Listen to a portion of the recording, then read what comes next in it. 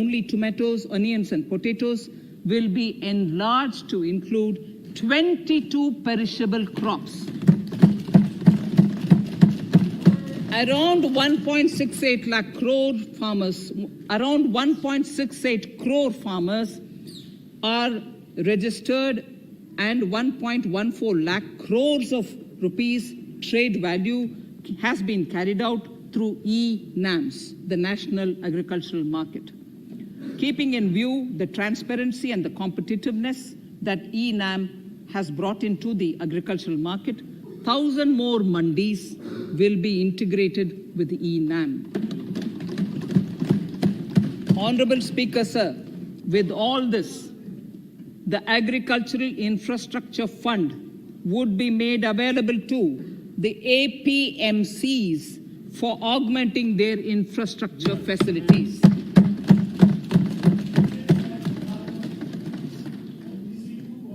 Fisheries. I'm proposing substantial investments in the development of modern fishing harbors and fish landing centers. To start with, 5 major fishing harbors, Kochi, Chennai, Visakhapatnam, Paradip, and Petua Ghat, will be developed as hubs for economic activity. We will also develop inland fishing harbors and fish landing centers along the banks of rivers and waterways. Seaweed farming is an emerging sector with potential to transform the lives of coastal communities.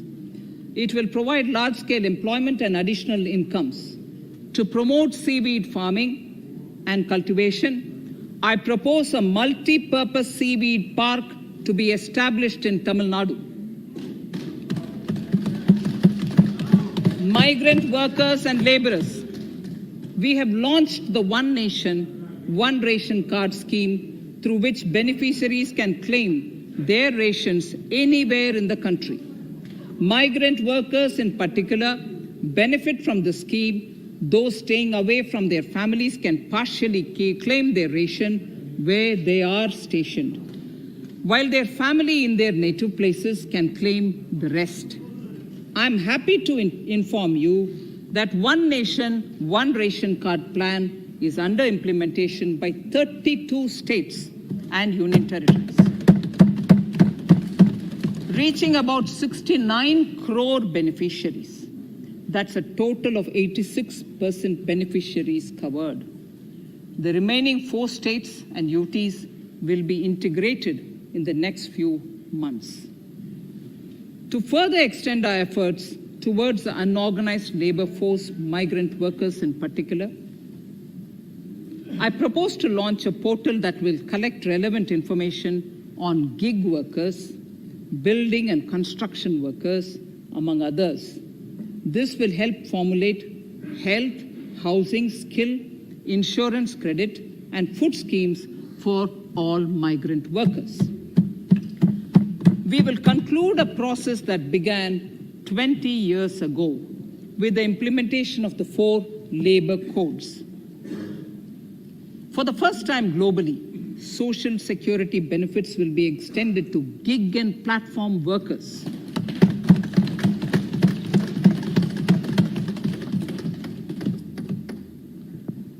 Minimum wages will apply to all categories of workers, and they will all be covered by the Employees State Insurance Corporation. Women will be allowed to work in all categories and also in the night shifts with adequate protection. At the same time, compliance burden on employers will be reduced with a single registration and licensing and online returns. Financial inclusion. To further facilitate credit flow under the scheme of Stand Up India for the scheduled castes and scheduled tribes and also women, I propose to reduce the margin money requirement from 25% to 15% only, and to also include loans for activities in allied sectors, in allied activities in agriculture. We have taken a number of steps to support the MSME sector. In this budget, I have provided 15,700 crores to this sector, more than double of the last year's BE. Honorable Speaker, sir, I now go to the fourth pillar, reinvigorating human capital. The national education policy announced recently has had good reception. In school education, more than 15,000 schools will be qualitatively strengthened to include all components of the national education policy.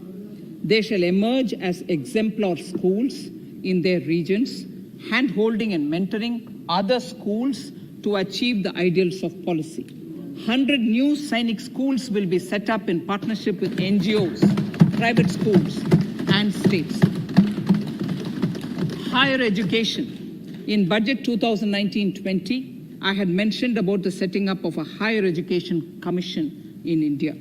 We would be introducing the legislation this year to implement the same. It will be a body having 4 separate vehicles for standard setting, accreditation, regulation, and funding. Many of our cities have various institutions, universities, and colleges supported by the Government of India. Hyderabad, for example, has about 40 major institutions. In 9 such cities, we will create a formal umbrella structure so that these institutions can have better synergy while also retaining their internal autonomy. A GLUE grant will be set aside for this purpose. For accessible higher education in Ladakh, I propose to set up a central university in Leh.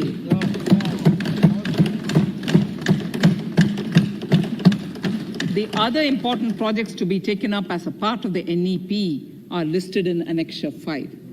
Scheduled caste and scheduled tribes welfare. We have set ourselves a target of establishing 750 Eklavya model residential schools in our tribal areas. I propose to increase the unit cost of each such school from 20 crores, which is what it is now, to 38 crores, and for hilly and difficult areas to 48 crores. This would help creating robust infrastructure facilities for our tribal students. We have revamped the post-metric scholarship scheme for the welfare of scheduled caste students. I have also enhanced the central assistance in this regard. We are allotting 35,219 crores for 6 years till 25-26 to benefit 4 crores scheduled caste students. Skilling. In 2016, we had launched the National Apprenticeship Promotion Scheme. The government proposes to amend the Apprenticeship Act with a view to further enhancing apprenticeship opportunities for our youth. We will realign the existing scheme of National Apprenticeship Training Scheme for providing post-education apprenticeship training of graduates and diploma holders in engineering. Over 3,000 crores will be provided for this purpose. An initiative is underway, Honorable Speaker, in partnership with the United Arab Emirates to benchmark skill qualifications, assessment, and certification, accompanied by the deployment of certified workforce. We also have a collaborative intertraining program between India and Japan to facilitate transfer of Japanese industrial and vocational skills, techniques, and knowledge. We will take forward this initiative with many more countries also.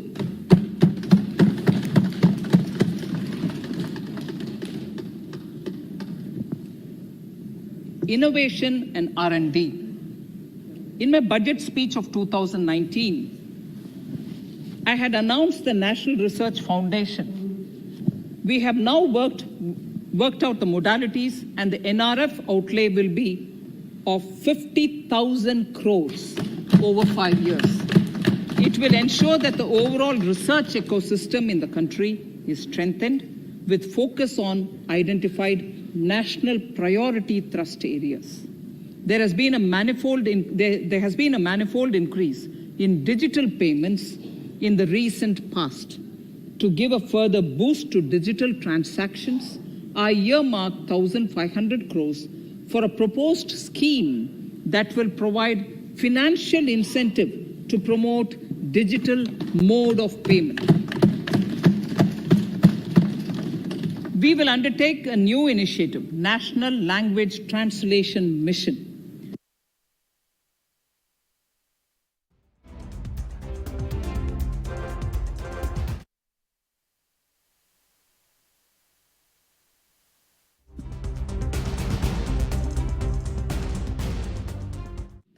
The new Space India Limited, a PSU, under the Department of Space, will execute the PSLV CS-51 launch, carrying the Amazonia satellite from Brazil, along with a few smaller Indian satellites. As part of the Gaganyaan mission activities, 4 Indian astronauts are being trained on generic spaceflight aspects in Russia.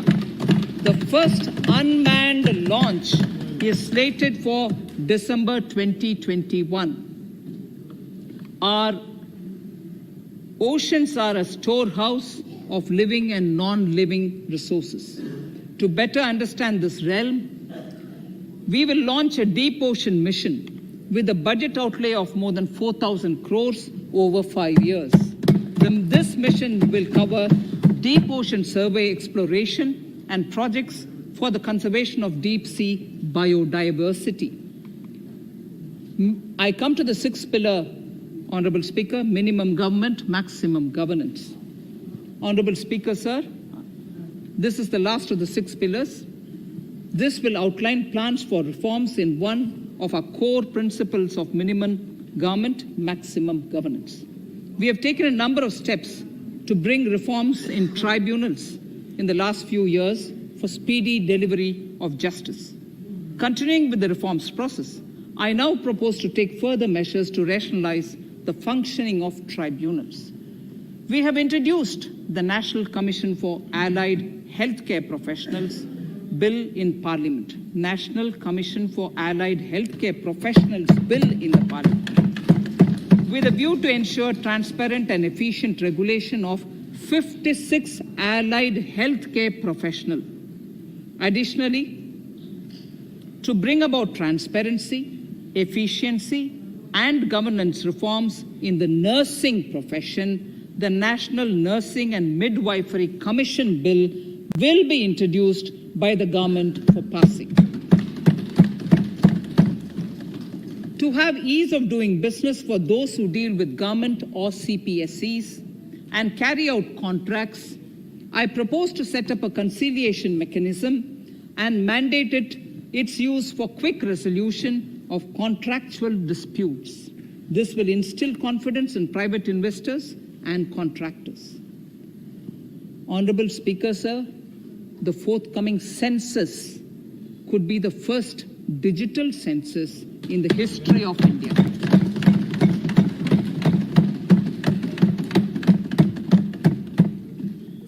For this monumental milestone marking task, I have allocated 3,700.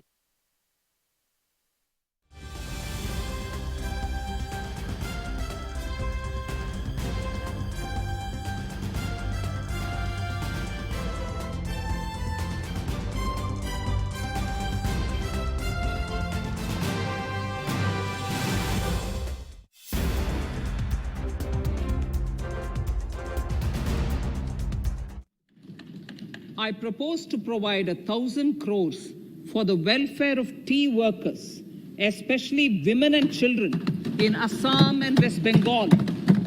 A special scheme will be devised for the same.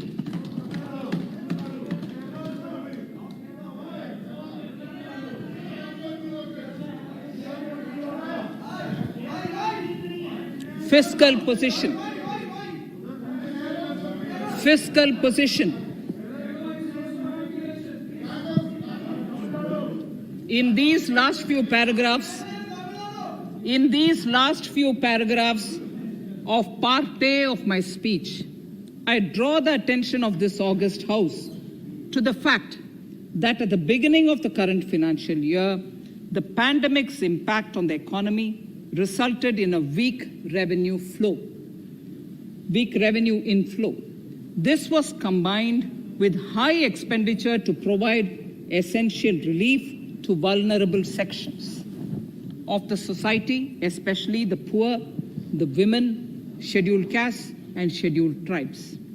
Unlike many other countries, we opted for a series of medium-sized packages during the pandemic so that we could calibrate and target our response according to the evolving situation. Once the health situation stabilized and the lockdown was being slowly lifted, we switched to ramping up government spending so as to revive domestic demand. As a result, against an original BE expenditure of 30.42 lakh crores for 2020-21, our RE estimates are 34.50 lakhs, 30.42 now within the year going up to 34.5 lakh crores. We have maintained quality of expenditure. The capital expenditure estimated in the RE is 4.39 lakh crores as against 4.12 lakh crores in the BE stage. So the beginning of the year, we had marked only 4.12 lakh, whereas it is 4.39 lakh crores as we end the year.